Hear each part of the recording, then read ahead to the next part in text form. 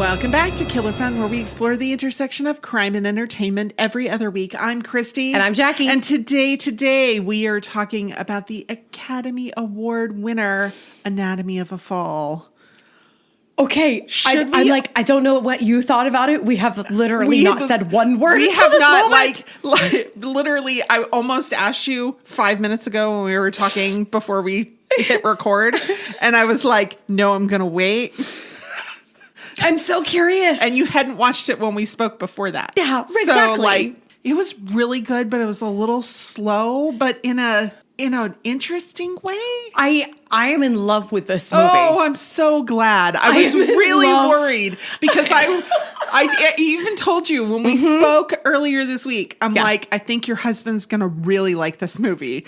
And I hope you like it too. Yeah, and I'm like, I hope it didn't scare her off. No, I mean, my husband fell asleep, he was just tired. It really wasn't the movie itself. But I loved it. Okay. It was slower paced, but every moment was chock full of a lot of content, of a lot of... That's super fair. You know what I mean? So it was heady. And all of a sudden I was like, I have missed my calling. I should have been a lawyer. Oh. Like I was there for it. Yeah, you were there for I all rewound of it. Ooh, that argument? Tell me that again. I'm not so sure about that. Like I was in it. Oh, I'm so glad. Yeah, it was I'm great. so glad. I thought it was really good. It was good. I don't know that the spouse should always be the suspect, but I see why the spouse was the suspect here. Yes, of course. Because was it nefarious or was it an accident or was it on purpose? On purpose. Yes. Yeah. I mean, it's hard to know. It is hard to know.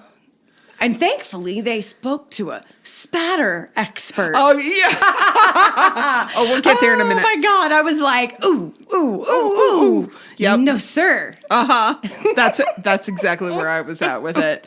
It was an Oscar darling. It won Best Original Screenplay. It was nominated for Picture of the Year, director, actress in a leading role, editing. I mean... And it won a bunch of BAFTA awards as well. Yeah. I mean, it's not just like the one and done. It's like it was very well received. Yes. Which is very impressive because the Academy Awards tend to be U.S.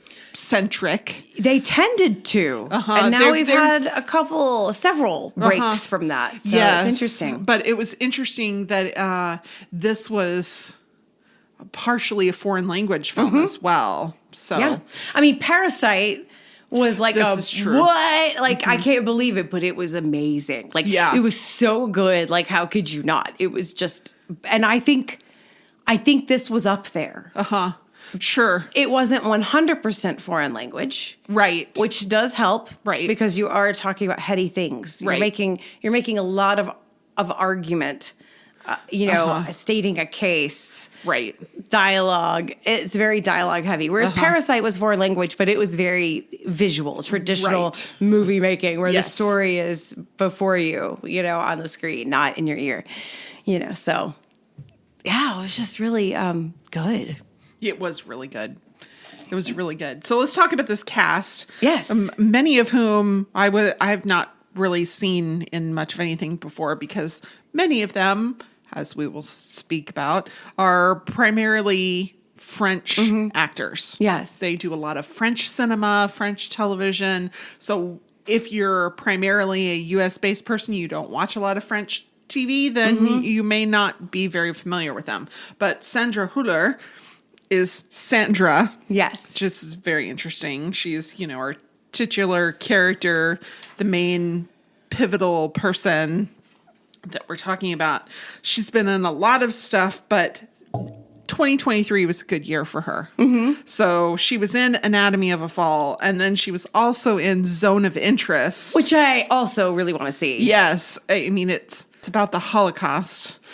So it's another challenging one, but it won for an Oscar for Best Sound and Best International Feature, and it was nominated also for Picture of the Year and also for directing. I mean, isn't that amazing? I mean, so this one actress was in these two like really powerhouse movies in the same year. I know. It was It's pretty really amazing. awesome. The actor who played Samuel, his name is Samuel Thies. No. So the two primary characters, even though Samuel dies very early on. Right. But This is not a spoiler. It happens like at the beginning of the movie. it's the reason for the story. That's right. I mean, and you see him in like rememberings and flashbacks and things. And he's very much an absence as a presence, which is kind of a literary device that gets used. And Yeah. one of my favorite things that I talked about in college with one of my favorite professors. Yeah. I took a bunch of English classes that I didn't really need. I took a bunch of art classes and a bunch of English classes that I didn't need. And I just refused to take the ones that would actually earn me a minor. Because those classes were boring. So I just took the ones that sounded interesting to me.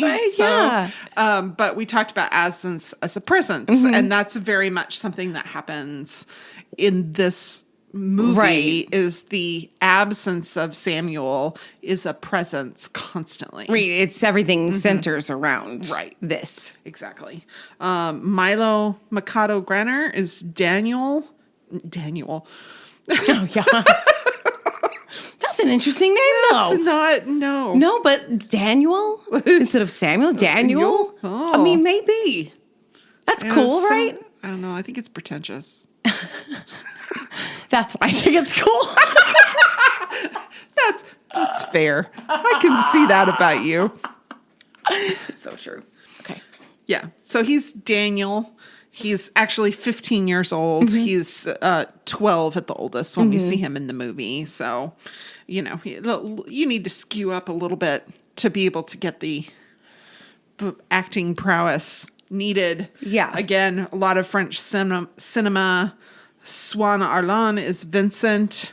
Also, a lot of French cinema. So they're not real recognizable to a U.S. audience. No. But they have, you know, a lot of things that they have done that are fabulous. Check them out if you. They were amazing. If you're willing I mean, not to one- read subtitles or. Yeah, not one weak link. I mean, really, No, really. of the acting, it was stellar across the board. absolutely. I thought. Yeah. Even the doggy.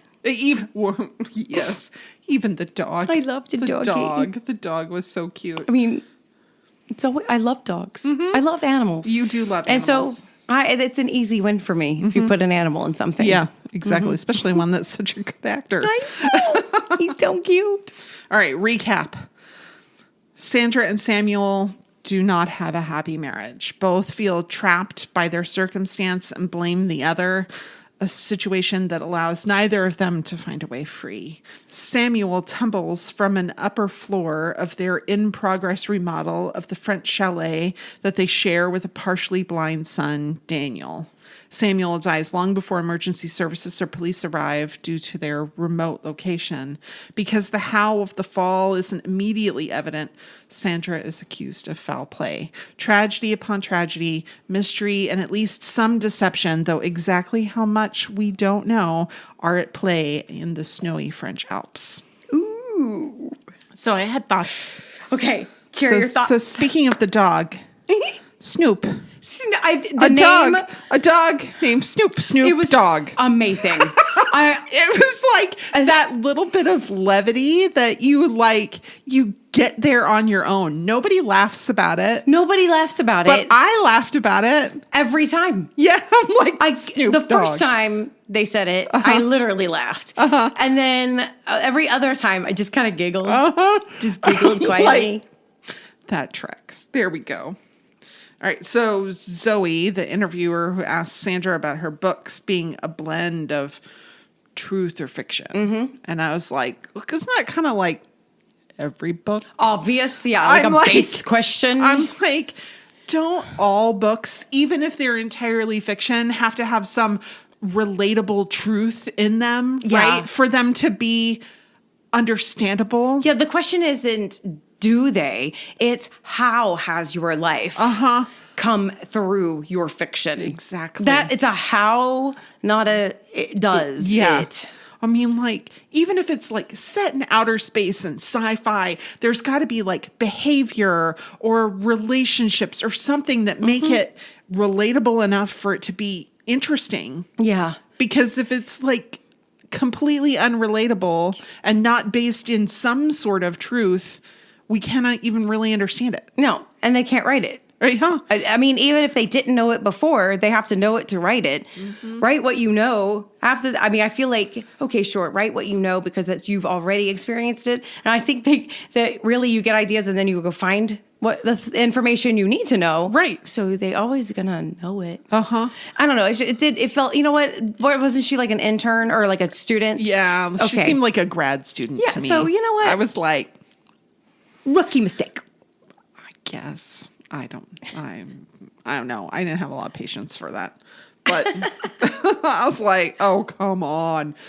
So if Samuel was playing the music loud to end the interview between Sandra and Zoe, that was like super passive aggressive. Uh-huh. But if he was just playing it loud so he could hear it over the noisy work that he was doing, and she thought it was about her, Sandra thought it was about her, I'm like, that's kind of self-absorbed. Either way, this is not a good relationship. This is a relationship in crisis. Oh, for no sure. matter which one of those things are true, this isn't, none of it is good. None of no. is a healthy, happy marriage that, just had a misunderstanding in it. Oh, no. Because we'd find out later that they had talked about the interview. Right. He was not happy about it. Right. He had expressed his frustration. He was jealous. He was jealous. They had it out already about the fact that she was having the interview at the house. Right. So the fact that he chose to play this music knowing she was having an interview. It's maybe a little of both. He needed it loud because he was working, but he did it right then because he was jealous of this interview that she was having. Yeah. Because if it was a healthy relationship, he either would have not done anything loud to begin with. Uh-huh. Or he would have done whatever work upstairs knowing that sound is okay, and he wouldn't have blasted music over it, Right. knowing that somebody else is doing something in the house. So I'm with her, passive aggressive. Yeah. That's fair. Whether he meant to end the interview or just annoy her, that Yeah. might be a difference. Uh-huh. Okay. Might. I don't know. But yeah, Even it was that. snarky. It was snarky. Uh-huh. Absolutely. Yeah. But Sandra was able to put in earplugs and sleep through music and construction that loud. And I was like, I need to know the brand of these earplugs because in my experience, earplugs that will shut out that volume of music also are very uncomfortable and will stretch out your ear canal a little bit. And, yeah. I'm like, I don't know. and how do you, and no earplug's going to get rid of the vibration. So Well, maybe it was just enough for her. Maybe. And she's also used to it. Sure. So maybe it was just enough. It could have been, she could have used some noise canceling, Oh, okay. right? And Yeah. put earplugs. And then Okay. it would have cut it down pretty far, Oh, right? yeah. Okay. Okay. I mean, even I don't still, know. there's a lot of pounding and stuff Oh, happening. yeah. I'm like, that would have, I don't know. For the last 18 months, my house has been a money pit. this is true. And I can tell you end up getting used to a lot of sounds. well, I say do. that as somebody who's lived near an Air Force base right? basically my whole life. I hardly hear the planes. Yeah, hardly.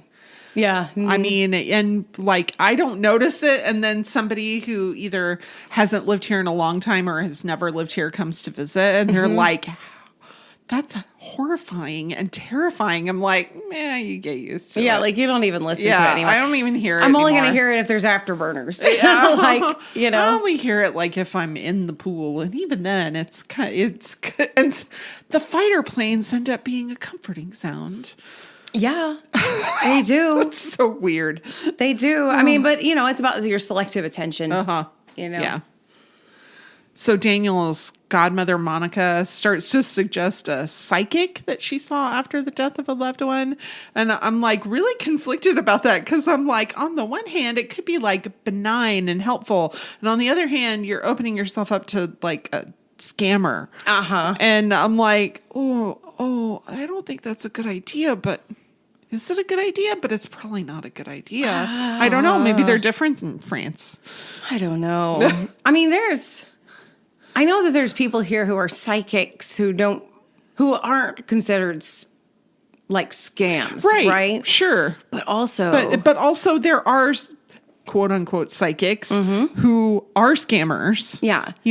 I've read about that where they have the little ball of hair that they break the egg behind your neck and then they tell you that means that there's something awful about to happen in your life and you need to pay them a bunch of money for cleansing. Oh gosh.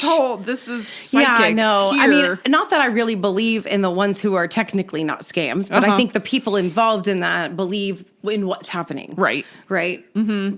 So Sure. that be that. But Yeah. maybe a therapist. There you Maybe go. a therapist. Definitely. Because it sounds to me like she's using the psychic as a Therapist. cheap therapist. Yeah, that's fair.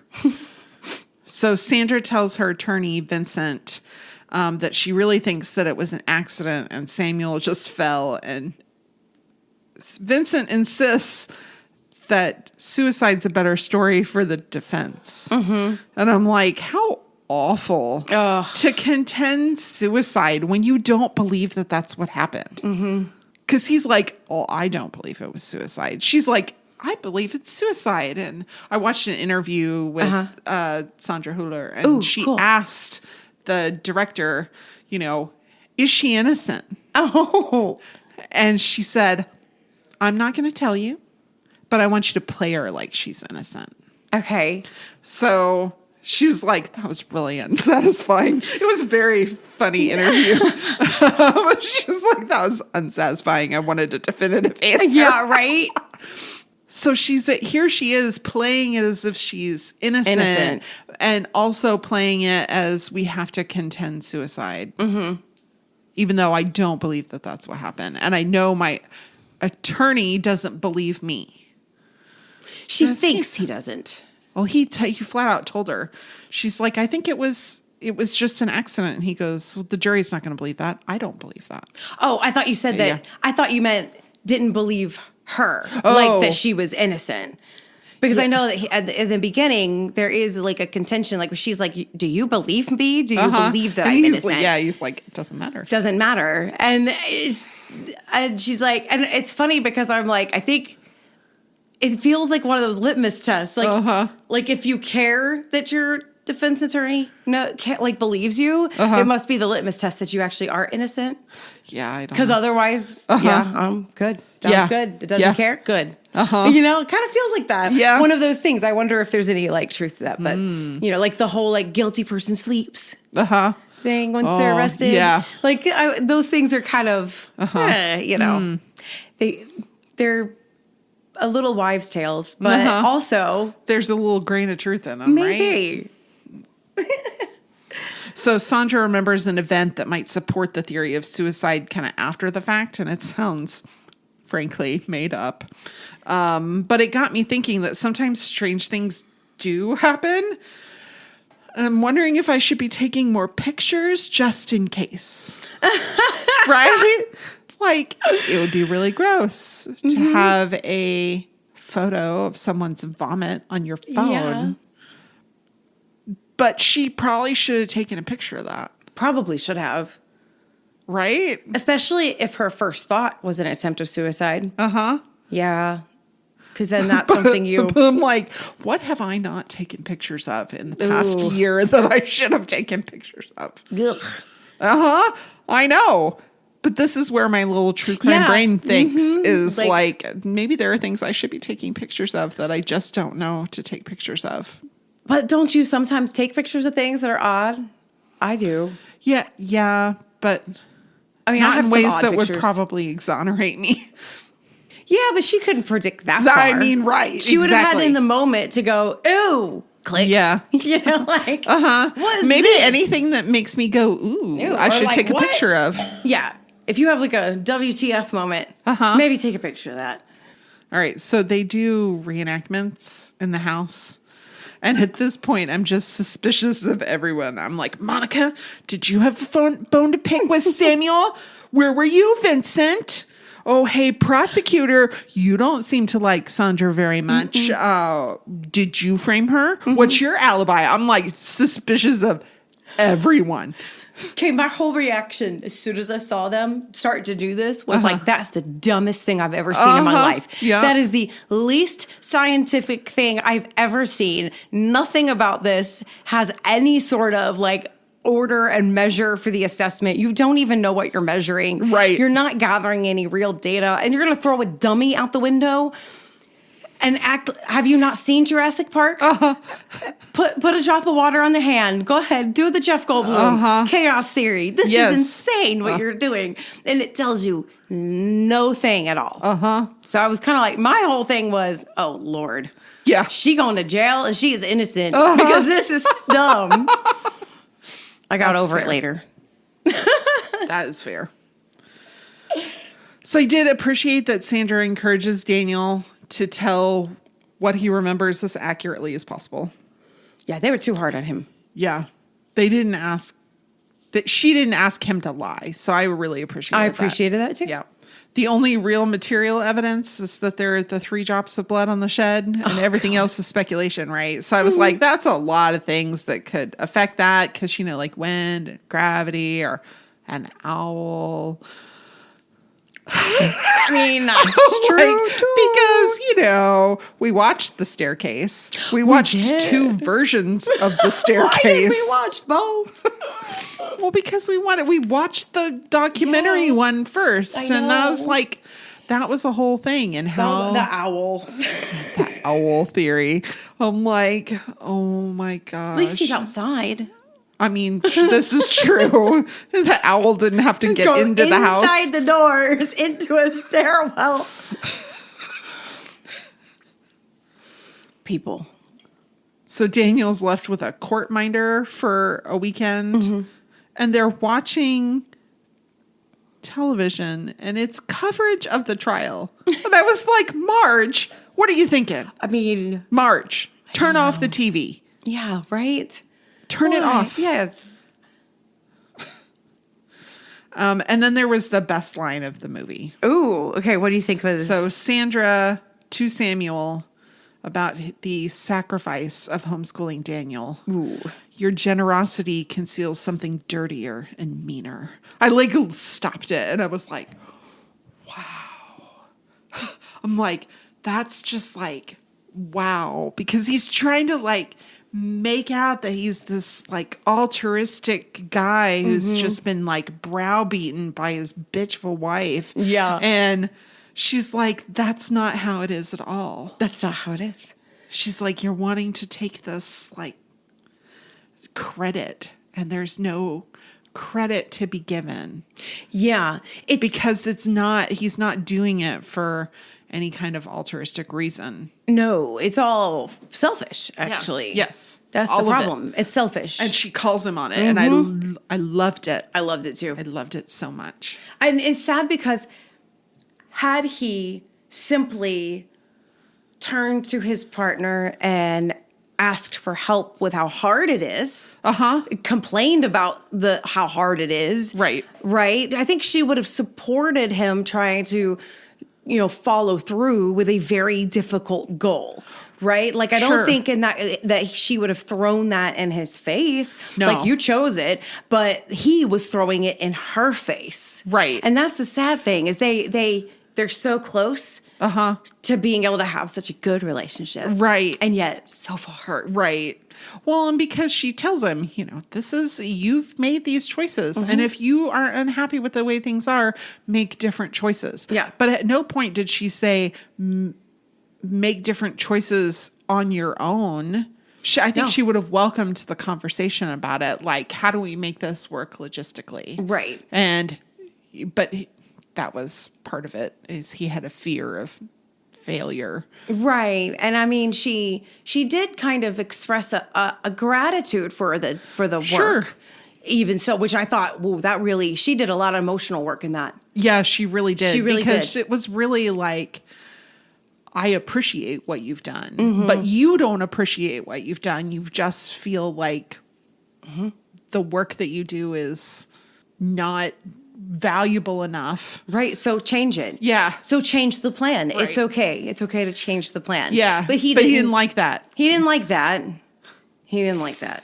He didn't know what he was looking for. No. Because the goalpost was moving. Yeah. There was no win. There was just nothing she could do or say that would have made it better. Nope. That's a shame. Yeah. So as far as resources go, Yeah. I thought poor Daniel probably could have used a whole lot more support. Yeah. You know, it seemed like there was not a lot of support happening at the end. So I thought, let's talk about if you know a child who's had a violent death of a loved one, how can you support them? Yeah. Yeah, because it's hard. He did have Marge, Yeah. you know, and that was good. But that was mostly like to make sure that he didn't talk to his mom about the case. Yeah. Which is weird. But okay. Winstonswish.org has a lot of information. And basically they say everybody's grief is different. Though when a death is traumatic or sudden, especially for children, it can cause a sense of disbelief and numbness. It can happen for anybody, but it's maybe a little more pronounced in children because they don't have the background and the experience to go through these things. And they'll have a lot of fear about their own safety or other loved ones' safety, that it's really important to reassure them that they're safe, they're cared for, that, it was an accident or, sudden, unexpected sort of thing that happened. And nobody is expecting that to happen to their other parent. They can have nightmares and flashbacks, trouble sleeping. Then they can also, that grief can manifest in physical ways like headaches or stomach aches. Yeah. A lot of GI issues can be a problem. And it can really leave the kids feeling out of control. Yeah. One of the things that can help is talking about the person. Yes. So not making them more than just the way they died, remembering the whole person. The whole person. And that can really help kids to process that so that they don't only think of their lost family member in the sad and horrific way they died. Right. So they have 3 suggestions. Give factual information that's age appropriate is really important. Listen, encourage them to talk, encourage them to ask questions. Even if you don't know the answers to their questions, it can help them process it by having to figure out how to form the questions. Right. And then, talk about it. Talk about the facts of the case and encourage them to also, because if they've only heard partial things, they've overheard stuff, what they imagine is typically going to be worse than what actually happened. Yes. So that will help them process it. And then if you don't talk about it, you're giving them the idea that this is a situation that can't be managed. Right. By talking about it, this is how we manage it. And we can get through this because we're willing to talk about it. Yeah. So winstonswish.org is out of the UK. Okay. So they do have a blog with lots and lots of helpful information. They do have a chat online available for caregivers, teens and young adults who are having issues. They probably won't be able to point you towards resources in the US. I know a lot of our listeners are in the US. So if you are looking for resources in the US, the National Alliance for Children's Grief, NACG.org, can point you in the right direction of local resources if you have a kid who's bereaved. So I know San Antonio has the Children's Bereavement Center, which is a wonderful organization that does a lot of really good work. Yes. It's very hard, but very important. And there are a lot of organizations like that across the country. Yes. So there's help out there. There is. Yeah. Yep. It's a hard conversation to have, but you got to have it. It's so important. Yeah. Yeah. So here's how it works. Christy wrecks her search history. Hey, an essay. We promise it's nothing more nefarious than a podcast. To find out what's true, some of the psychological motivations behind the characters' actions, and real-life applications that relate to our topic. I have no idea what Christy decided to look up. Could be the same thing that captured my curiosity or something I never thought of. Is it true? So is this based on a true story? I actually heard that it was. Okay. And then I was like, I don't think so. Yeah. And No. so I don't think it is. No, it's not. It's not. Okay. It's not. It's not based on a true story at all. It's an entirely original story. I don't know why people were saying that. Because it feels so real, the courtroom scenes and the way everything, it's like just unbelievable enough that it feels like a strange true crime story. Yeah. But also relatable and understandable. Yeah. It's not so complicated that you can't follow along. But Justine Tourette, who wrote it and directed it, Okay. said that it was heavily influenced by the true crime stories that she reads on an almost daily basis. So I'm like, okay, so she's done her research because it's what she's interested in. Gotcha. I got it. All right, so were you familiar with 50 Cent's PIMP? I mean, yeah. Okay. See, and I didn't listen to, I don't typically listen to that type of music. So I can tell by the way that you read his name. Oh, okay. How should I have said it? 50 cents. No, I said 50 cents, didn't I? Oh, no. You said 50 cents. And no, it's 50 cent. It's 50 cent. Okay. Like 50 Yeah. cent. Right. Or 50 cent. Yeah. But usually the D comes in there a little bit with the T. But it's definitely 50 That's cent. super fair. Yeah. Okay. Now you say it, and I'm like, oh yes, yeah. I absolutely should have said it that way. way. Hi, I'm White. It's nice to meet you. You also weren't a fan No. of that music, right? No, Like you never I mean, listened to. Well, and I mean, this particular song is fairly misogynistic. Oh, they all are. I Yeah. mean, they all are, but this one in particular. But it also has this like catchy hook. So Screen Rant has an article about like why it's important in the show. And actually, Justine Tourette really wanted Jolene for the song instead. Really? That would have been an odd choice, right? That's what I thought, but Unless it was Beyonce's. I don't know. But she couldn't get. No, she wanted Dolly Parton. Dolly, okay. And she couldn't get rights to it. Oh, well. But I think that this was maybe she couldn't get the rights to it because this is the right choice. Well, this is the right choice. Oh, and thinking about when she made it, that would have been when Beyonce was recording too. So that Okay. probably would have been like, no. Yeah. No. But no, this was totally the right choice. And that it was very intentional that they made the choice about using a instrumental cover. So that the words that were really important, a lot of people are familiar with the song. It didn't overplay in the scene. Right, Like yeah. if you hear it, it's such a like catchy hook. Like, oh, yeah, Yeah, that's- once I actually went and listened to the song, I was like, Oh, yeah. oh yeah, now I see. Like if you're familiar with the song, you're singing the lyrics in your head. Yeah. They don't need to be explicit. And again, it's an absence as a presence. Right. An absence of those lyrics made it much more of a presence in the story. And I just thought it was so interesting and yeah. Yeah. It So was I really thought cool. it was The cool. instrumental cover thing, I think, was really a Like good a choice. stroke of genius, Yeah, right? I loved it. Yeah.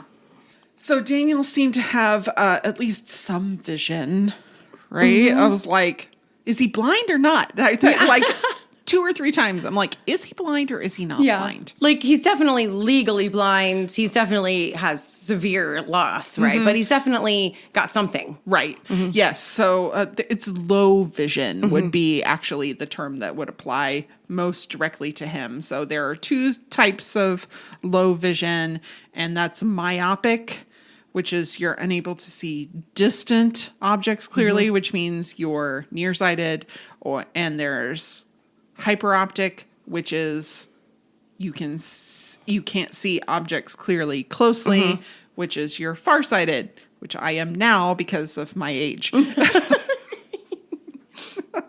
My arms have gotten to the point where they're not quite long The enough. first time that happens, Man. and your instinct kicks in to move it further away. The first time I literally did that, I was like, What did I just do?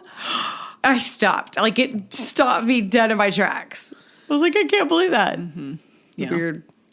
So a legally blind person would be somebody who has less than 20/200 vision. So 20/20 is perfect vision. Right. 20/200 is severely limited vision. However, people who are considered legally blind may have some useful vision. Oh, yeah. So we kind of see that in a few places where, they're talking to Daniel or Daniel's looking at something and it's clear that he can see something. But in his case, his low vision, his vision issue is not it cannot be corrected with lenses. Right. Whereas, like, my husband had like 2400 and 2600 vision. Right.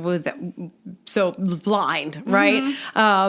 Literally could barely make out his hand in front of his face. Wow. Could not make it to the restroom in the middle of the night, right? Wow. Like, couldn't roll over and see a clock and even make that out, right? Wow. Okay. But with lenses, fine. Right? So then he had the surgery done. Bam, bam. Now he can. Yeah. Now he can see. So, like, but in this case, no. yeah, This is an optic nerve situation. Right. It's an incorrectable situation. So I was very confused. I'm like, okay, well, maybe that makes me feel a little better about him being up in the Alps by himself, because he does have some vision. He does have some. So, okay. Yes. So Zoe, the interviewer who's there to talk to Sandra, says that she gets a high from running. Yeah, that's a real thing. The runner's high. I mean, they say it's a real thing. I mean, I don't even know that I believe them, but whatever. No, they say I was like, yes. Okay, first of all, it must be nice. You have to get the runner's high, though. You have to hit that second wind. Right? Right. And so that's like, I'm never going to experience that. Well, and it's different for everybody, that it can happen. They call it a runner's high, but it can happen from any kind of vigorous exercise. They tend to be very short-lived. So for a long time, scientists believed that a runner's high was caused by endorphins. And more recent research, so endorphins are like a natural opioid. Right.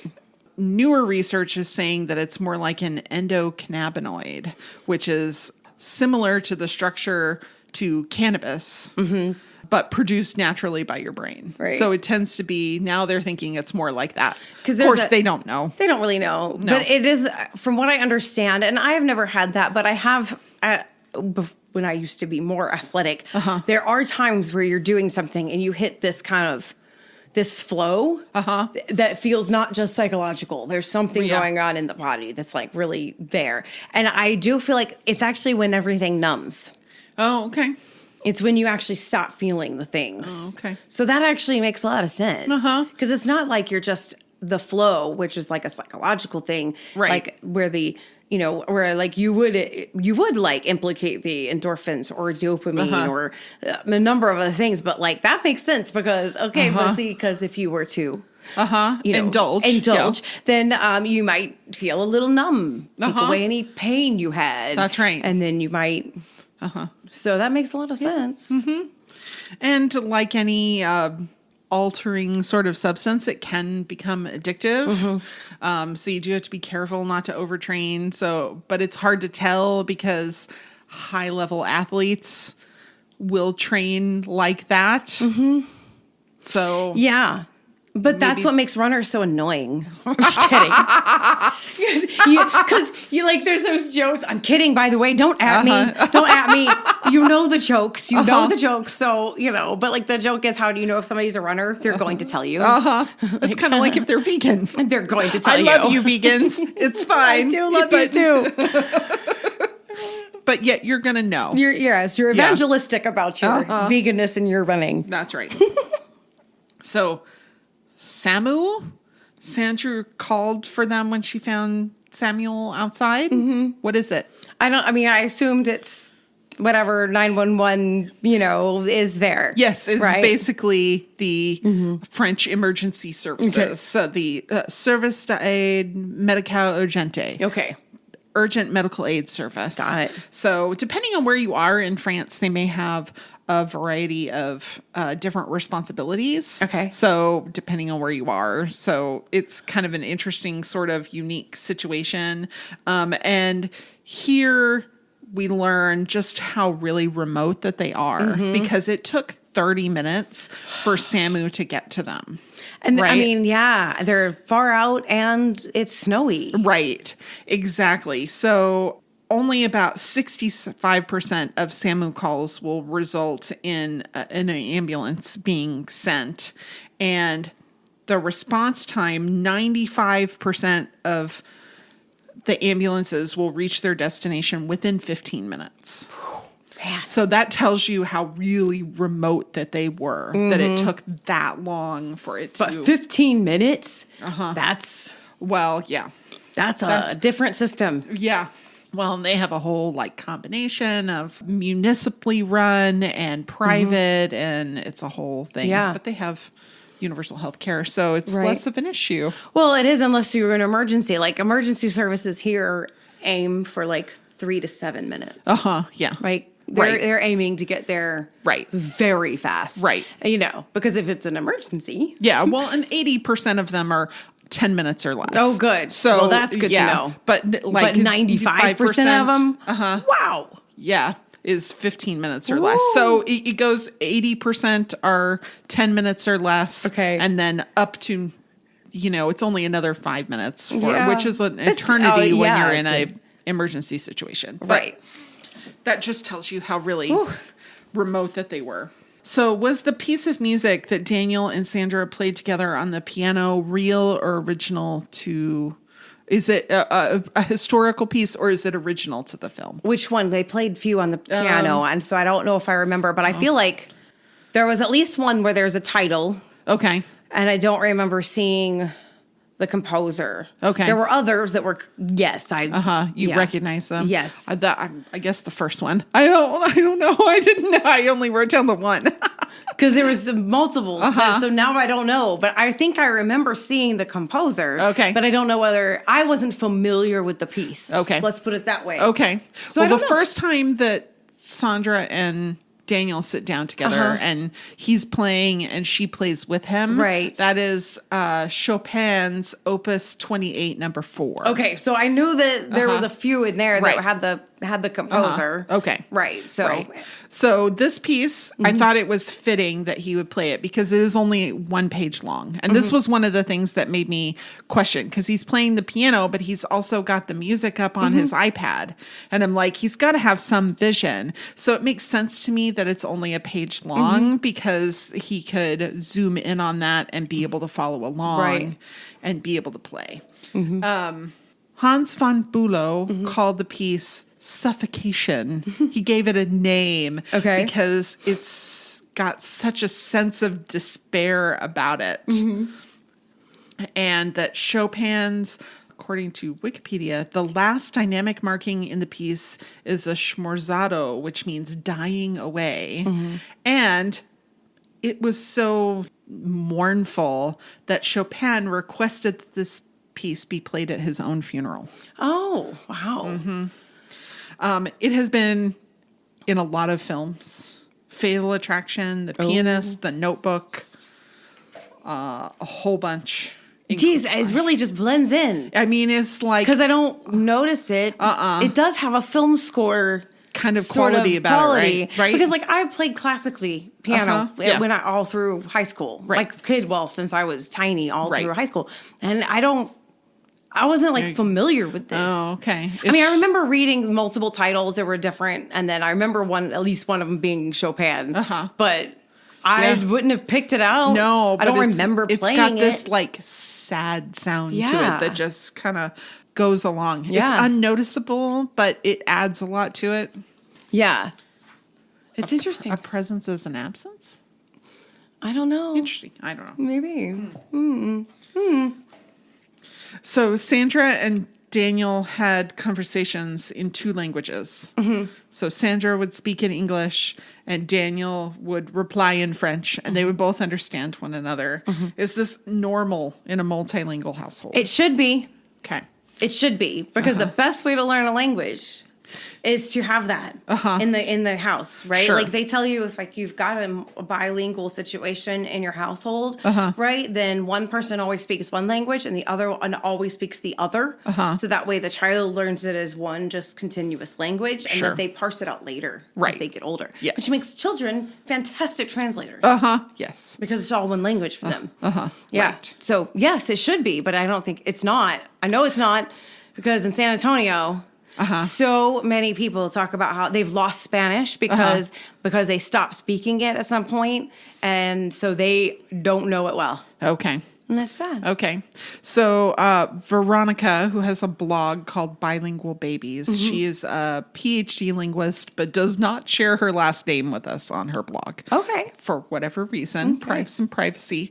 But this is actually kind of a common occurrence in multilingual households, that you'll have a child who understands the minority language, but always replies in the majority language. So Daniel went to school in France. He spoke French at school. He spoke French with his dad. That is the majority language. Yes. And English was his minority language. And I guess German doesn't it get spoken at all or hardly. Hardly, which is sad because actually you would hope that he would, if she speaks in English, he would respond in English because that would make him truly fluent. Right. All of them. Yes. And she said that that's kind of the problem that a lot of people run into is they'll understand it well, but they don't speak it. And that really they need to be spending 20 to 30% of their time not only hearing it, but speaking it. Yeah. And that just having a conversation with your kid in the minority language can go a long way. So every day have a conversation, require them to respond, because if you do not require them to respond to you, they will take the easy way out and speak the majority language. So we saw this in, there's a show called Fresh Off the Boat. Okay. And it was about, I'm trying to remember what country they were from.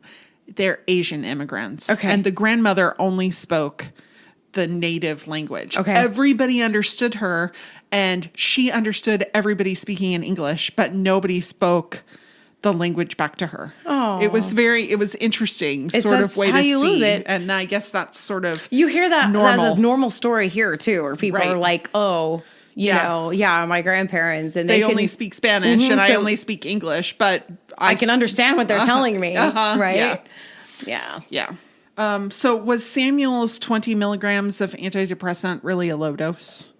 Depends on what he's on. Okay, so he was on escitalopram. The brand name is Lexapro. Yeah-ish. Okay. So according to the Mayo Clinic, for depression, the suggested dose per day is 10 milligrams, and that a doctor may up it from there. 20 milligrams is their suggested maximum dose. Who is it? Mayo? The Mayo Clinic. Okay. So they might be a little they're a little conservative about it. Conservative. But I wouldn't necessarily call it a low dose. Yeah, I mean, but Lexapro is not that. It's not one of the heavy hitters. Sure. Right? So, but I mean, maybe low dose is a bit of a stretch to make an argument. Sure. Maybe. That sounds fair. The prosecutor was really like, a low dose. And I was like, how low is that dose really? Yeah. But it was interesting. The interactions, basically every painkiller. Oh, yeah. is going to be an interaction. Like, the list was long. Aspirin was on it. Yeah. I don't know that it would really, I think overdosing on aspirins. People have tried it. I mean, yeah. Have many been successful? I don't know. But it can have some of the normal side effects that you hear about anytime you hear an antidepressant commercial. Yes. Which some people do have suicidal thoughts and tendencies. It can cause you to have trouble sleeping. It can cause reckless behavior. These are known side effects of it, and they can be worse if you stop taking it abruptly. Yes. So he had talked with his doctor, but if his doctor was of the opinion this is a low dose, but you should still wean off, but he might hear low dose and be like, I just stop. Yeah. And all of those things can be amplified, and Yes. maybe follow your doctor's This is the argument. I mean, it was very interesting to hear this back and forth in the court, right? Because they are trying to argue, and then it's like, yeah, but if he stopped it right away, yeah, that could be a problem. That could be a problem. All of the sources that we use to inform our discussion here on Killer Fun Podcast can be found on our social media. Join us on Facebook at Killer Fun Podcast, exploring the intersection of crime and entertainment. You can find us on Twitter at Killer Fun Pod, or you can send us an email at killerfunpodcast@gmail.com, and I'd be happy to share a link to whatever information you're looking for. We love to hear from you. You might learn a little something too. Psychology break. So Samuel, even if he was behaving in a passive-aggressive manner, must have at least liked the loud music somewhat, right? Probably, right? Why do people like loud music? A lot of people like loud music. Like me. Yes. So loop earplugs. Oh, yeah. I thought that was interesting. They had an article about why people like loud music. Now, Yeah. obviously, they want you to buy earplugs to protect your true. hearing, but these do work pretty well. Well, my son has some and finds them very helpful. Yeah. But they had some information about why people like loud music. So it's a stress reliever. There is a little organ sort of thing in your ear called the sacculus. And it has a direct connection to the pleasure centers in your brain. And so it can release endorphins when you hear loud music. So it's kind of a self-medication. Yeah. And it was only relatively recently that they realized it had any purpose at all. They thought the sacculus, they were like, we don't know what it does. We don't know why it's there. It doesn't do anything. Appendix of the ear. Yeah, it doesn't do anything. At least the sacculus probably isn't gonna, try and kill you. That's very true. Songs are better when they're played loud. You can hear the nuance. All the things. Yeah, all of the things that the artist put in there, the music that is there to be heard. You can hear it better. It does evoke emotions, which is, well known. It kind of blocks out the world. Yep. Gives you a little reprieve from whatever's happening in your life. And that's why, like, if you're driving and you have the music up loud, when you get close to where you're going, You turn it down. You turn it down so you can see better. Yes. Yep. It is kind of a stimulant. It's similar to coffee, cocaine, alcohol, exercise, these sorts of things that it might have some of the similar effects on you. Of course, not as drastically. If you're doing something mindless, it can help you be more productive while you do it. Like if you need to concentrate on something, it may not be helpful for everyone. But if you're doing something mindless, most people will find it to be helpful. And it can, for some people, make you feel more creative. A lot of artists like to listen to music loudly while they work. Yep. And, it just makes us feel good. It can really remind us of positive experiences and positive emotions. So when you listen to the same loud music somewhere else where you had a good time. So if you went to a club and you heard a song and you had a particularly fun time at that club that evening, and when you hear that song again loudly, it'll give you the same sorts of feels. Yeah. So it's all, it's good. Yeah. Yeah. Just be careful. Yeah, that's right. So extreme music, like maybe PIMP. Extreme? The article that I'm going to refer to from The Guardian talks about like heavy metal. Okay, yeah, So that's extreme. That's extreme. The misogynistic sort of music or lyrics in PIMP might be considered by some to be extreme. Okay. Okay. I'm gonna go there with you because I'm like, nah. Yeah, like not so much. I get it. But I get it. But some people are very, are more sensitive to the lyrics. Sure.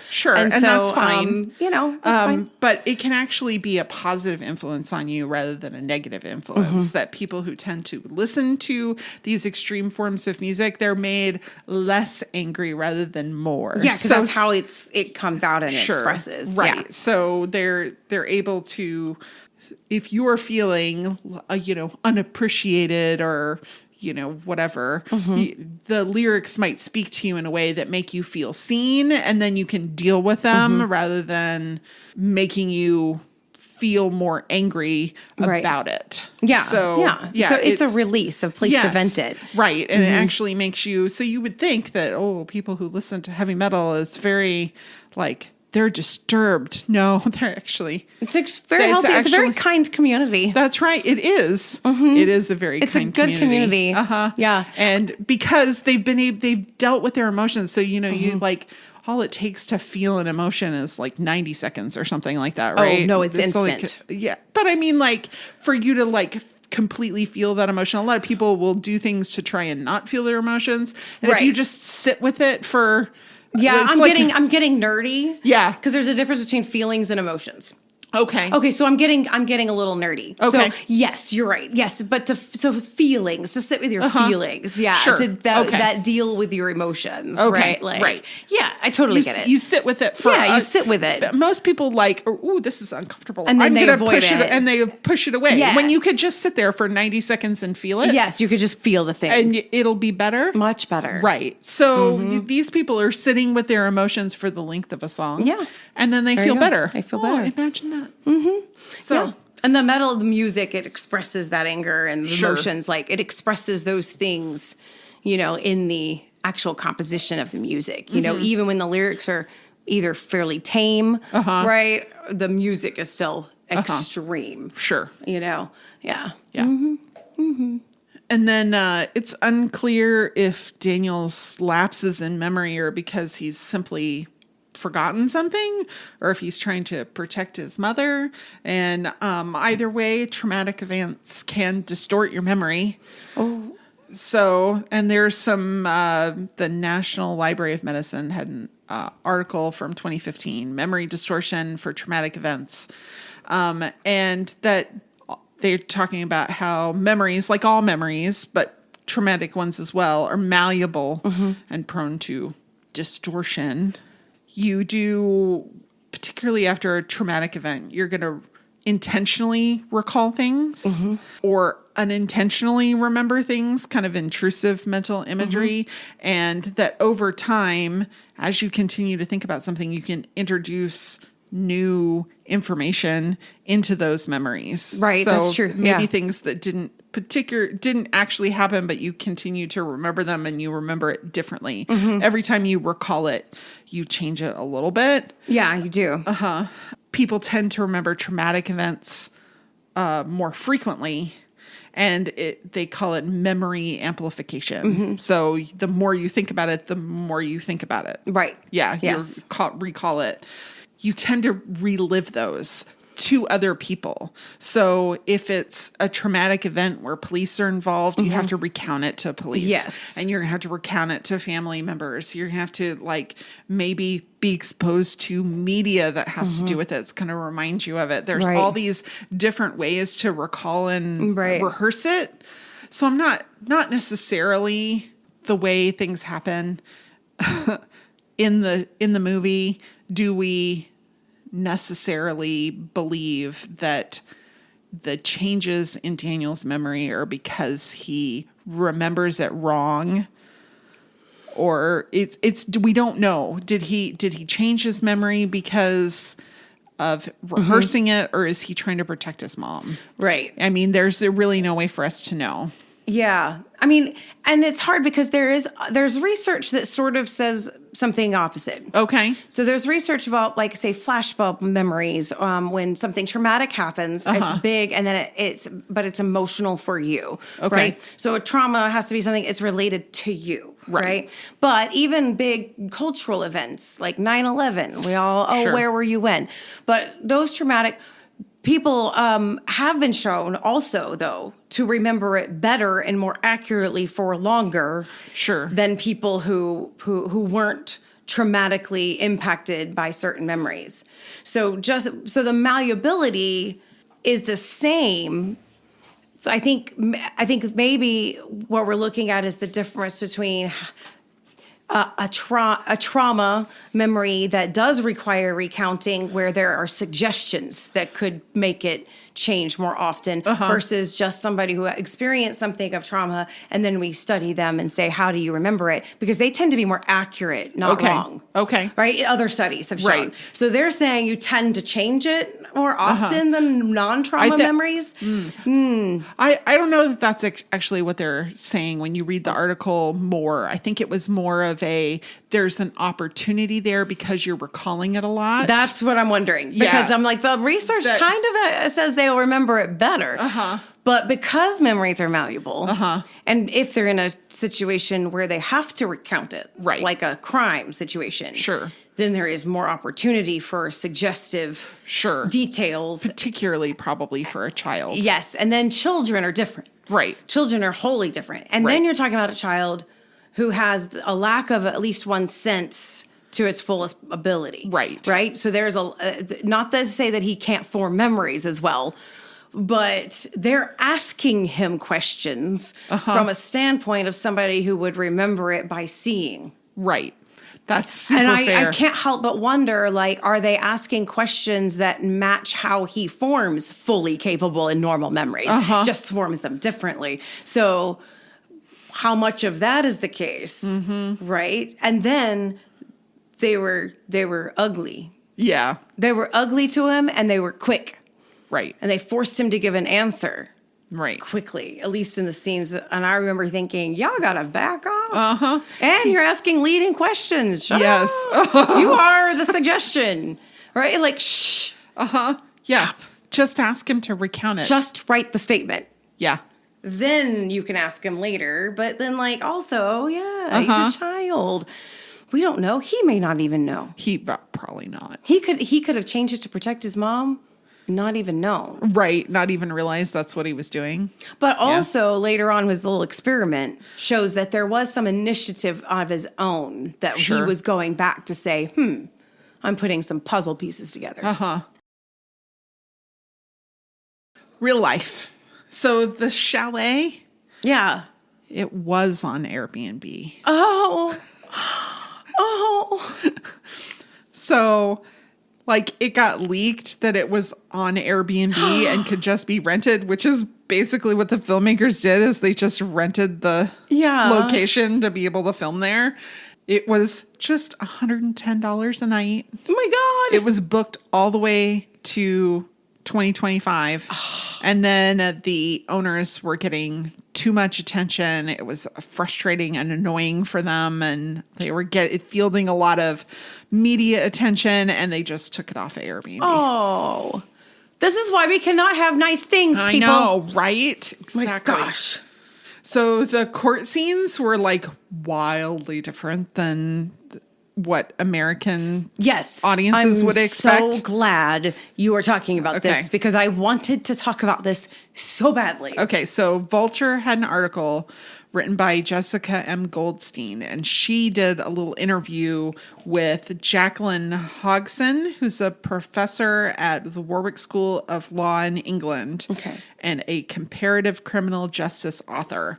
Her book is French Criminal Justice, a comparative account of the investigation and prosecution of crime in France. Okay. You can tell it's very academic because yes. there is a big, long, boring subhead. Name. Yes, boring names. I tell all my students, you know how, I joke with them, but also it's kind of true. Like, you want to know if it's a credible source? Is the name boring? And long? Because it has to be so specific. It has to narrow its scope. Then you're on the right track. Yeah. Yeah. So basically, in theory, the process in France is completely different than it is in America or Britain. So it's very, very different. So first they ask about the Marge, the minder, the court minder, right? That's there to make sure that Daniel and Sandra don't talk about the case. Correct. Yeah. And how accurate is that? And Jacqueline said that that's not something that she's ever come across, and that she asked a French colleague, and he said that would be exceedingly rare. Okay. So it probably wouldn't happen. It might, but probably not. Partly because it's just so freaking expensive, right? To pay somebody to do that, to be that present in somebody else's life. Particularly, if it's like a year between when they first arrest her and then they actually finally go to trial. It's a long time for somebody to be there.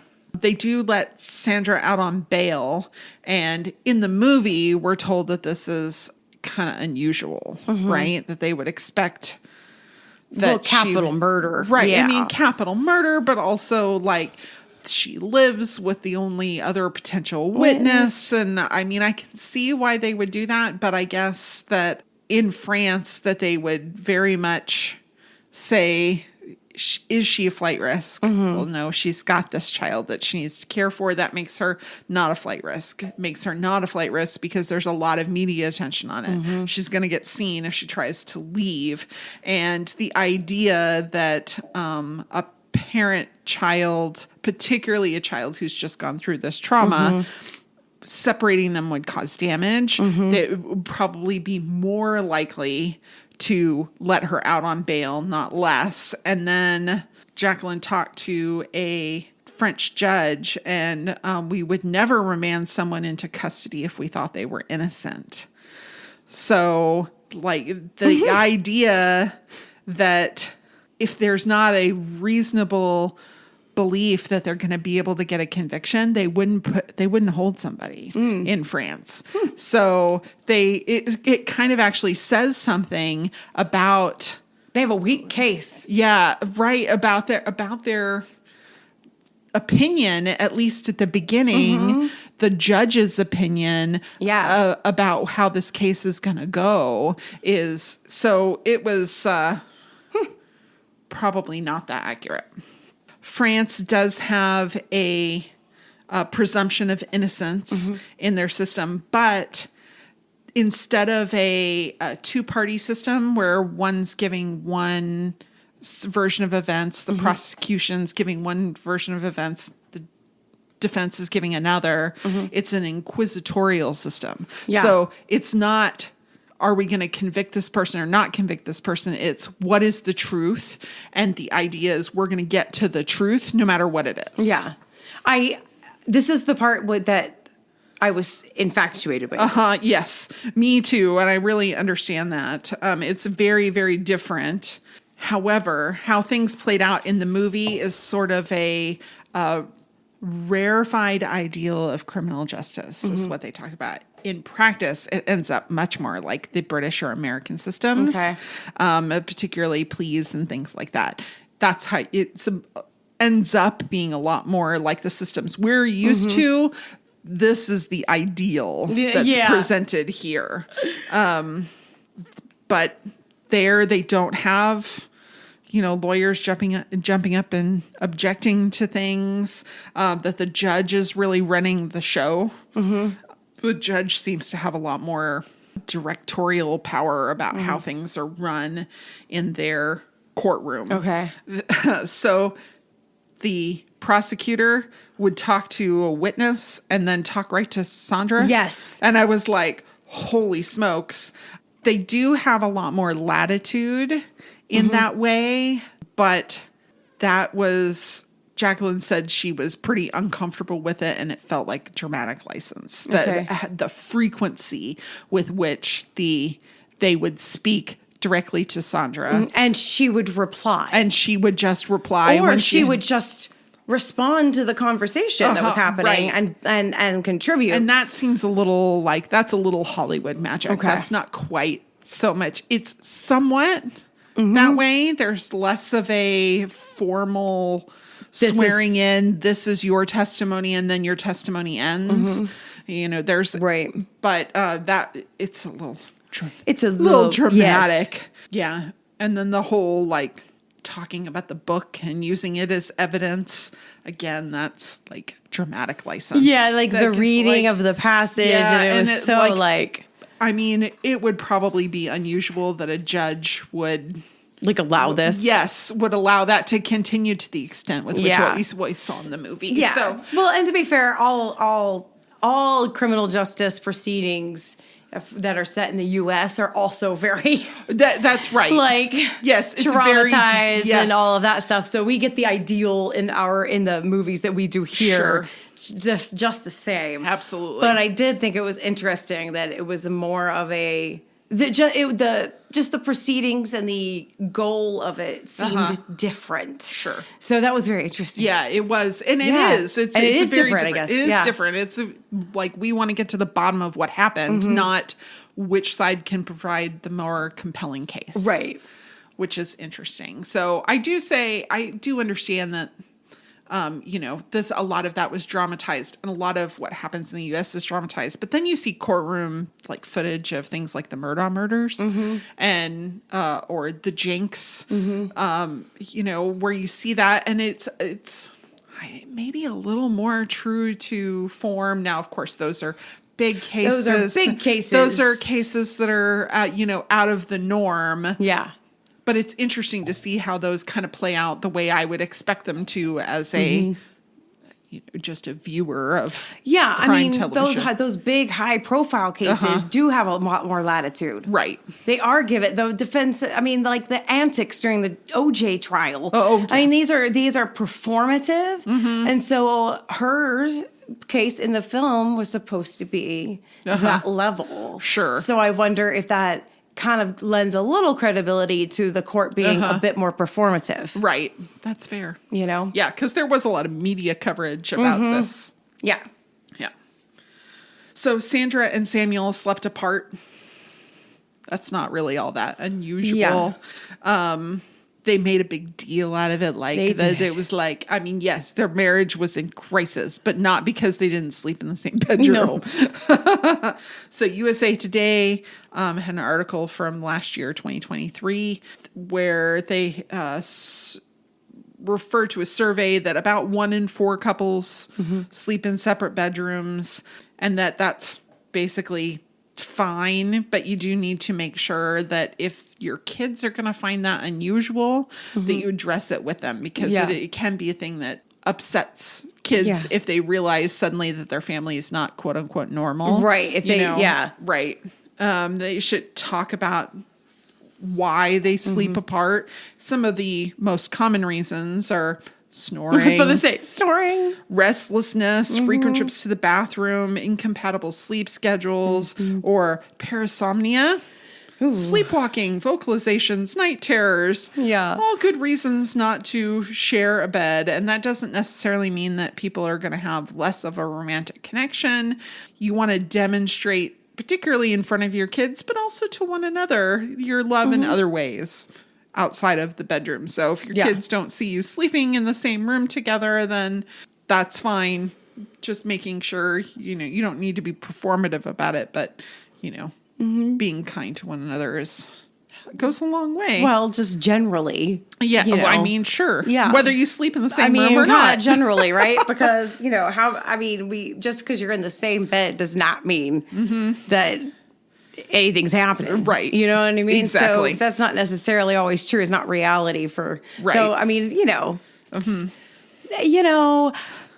there's I don't know. There's a genius in having 2 separate rooms. I'm just going to say it. There's a genius in it.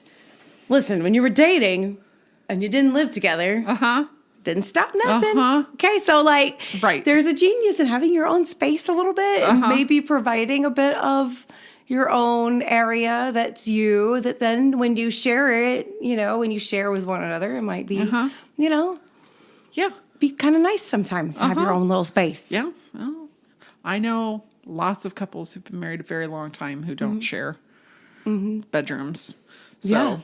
I mean, it's sad because one of them was on the couch or sleeping in the office. Right. That's not the same thing as like I having have my your room. own. Right. Yes. And you have your room and, you know, decorated differently and set up differently for whatever you like. Or whatever. Right. You know, that's different. Yeah. It is different. And New York Times had an article about this that they updated just in March of 2024. And sex therapists and marriage counselors call it a mild pink flag. Okay. Because it could be because of physical reasons or that you don't get good sleep. But they want to make sure that you're not like avoiding something by not sharing a room. Right. Yeah. You know, is it a non-confrontational way to escape an unhappy pairing? Yeah. That would be like a legitimate issue. And they pointed out that, you know, this is normal in the aristocracy. Yes. You know, but those matches aren't typically made for love. They're made for other reasons. So True. That might be why that was more common. Whatever. They still, like, even if they are marrying for love, you know, having your own place to retire once in a while, not horrible. And many couples that they interviewed for this article, there's a lot of interesting couples. Yeah. In this article that they talk to. I'm not going to talk about them. They go read the article. It's great. They didn't see sex and sleep as activities that are necessarily connected to one another. It doesn't necessarily mean that it's a bad intimacy in the relationship just because you need some of your own space. Now, they did also point out that it can cause you to have higher living expenses because if you're particularly, this is the New York Times. So if you're living in New York, a 2-bedroom apartment is much more expensive. It is. Than a 1-bedroom apartment. It is. So, but to have a happy relationship, perhaps that extra expense is money well spent. Perhaps. Yes. So next time, we are going to talk about Hitman. I'm so excited. Inspired by a true story of a real fake hitman. I know, I can't wait.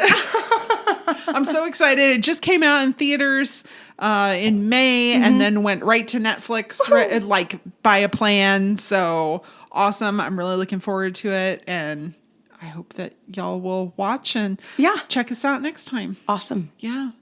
Until then, be safe, be kind, and wash your hands. Bum, bum, bum. Da, da, da, da.